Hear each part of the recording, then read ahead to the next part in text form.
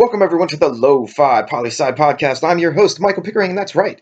Lo-Fi as in low fidelity, low quality, in your face, messy as can be global news show. Here we're going to talk about that famous question, what's going on in the world today? We'll be covering 5 headlines from across the globe, and then choose one to go into a more detailed analysis. The news, fresh off the press. Source, BBC News, section, Science. Mammal study explains why females live longer.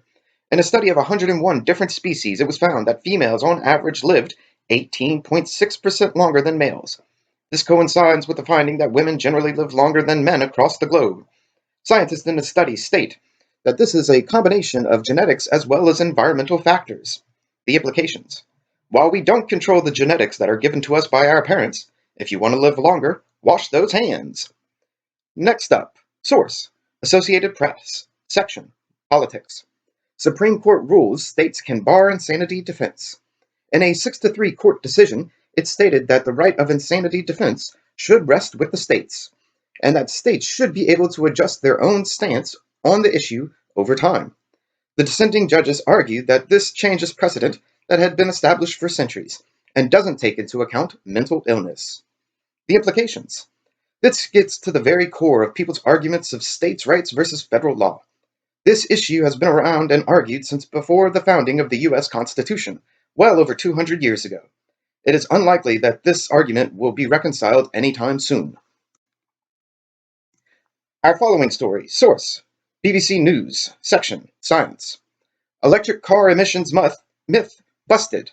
Since the arrival of electric cars on the scene, people have argued that once you account for how cars are manufactured and how electricity is generated, there is little difference between electric car emissions versus those of cars based on gasoline.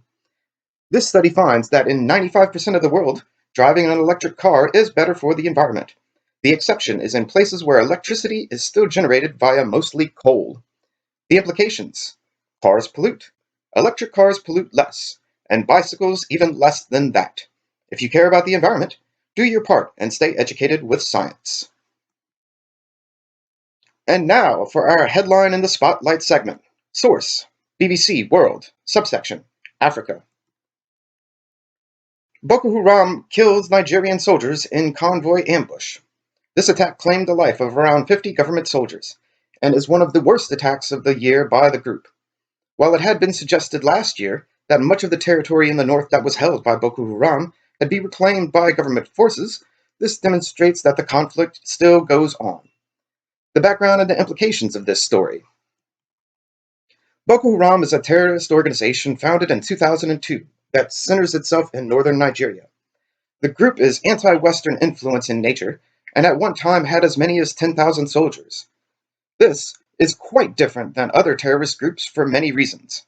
Firstly, the sheer size of the group in comparison to others, and also their strategy of staying mostly in one country rather than expanding.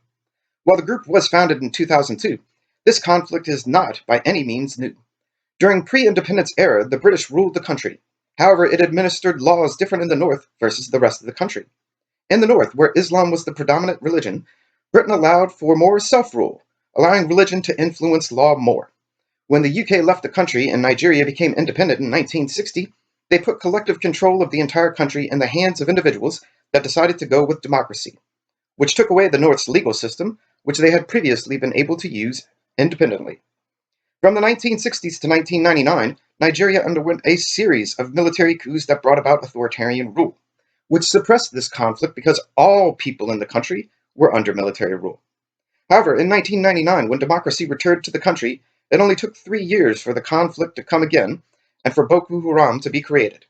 The question for students of Lofi Poli Sci: how, if at all, can countries overcome colonial legacies that manifest into real-world problems today? Furthermore, should the former colonizers of these countries help find solutions, since they inherently created the problem? Write in and let me know your thoughts. And a last piece of news from the Associated Press. Sections. Oddities. Man told to turn down music grabs sword, chases man. That's right, New Hampshire, we're talking about you today. A gentleman knocked on the door of a neighbor to ask him to turn down the music. The music-listening man then grabbed a 2.5-foot sword and chased the other individual down the hall. Before you ask, Lo-Fi Poli Sci students, no one was hurt, as the man escaped the sword-wielding fellow.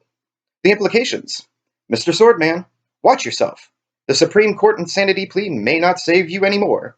Also, Lofi Poli Sci students, don't run with a knife, and definitely don't run with swords. And that's a brief snapshot of what's going on in the world today. Let me say thank you to all of you for listening. Stay safe, wash those hands, and I'll see you on the next episode of the Lofi Poli Sci podcast. Pickering, signing off.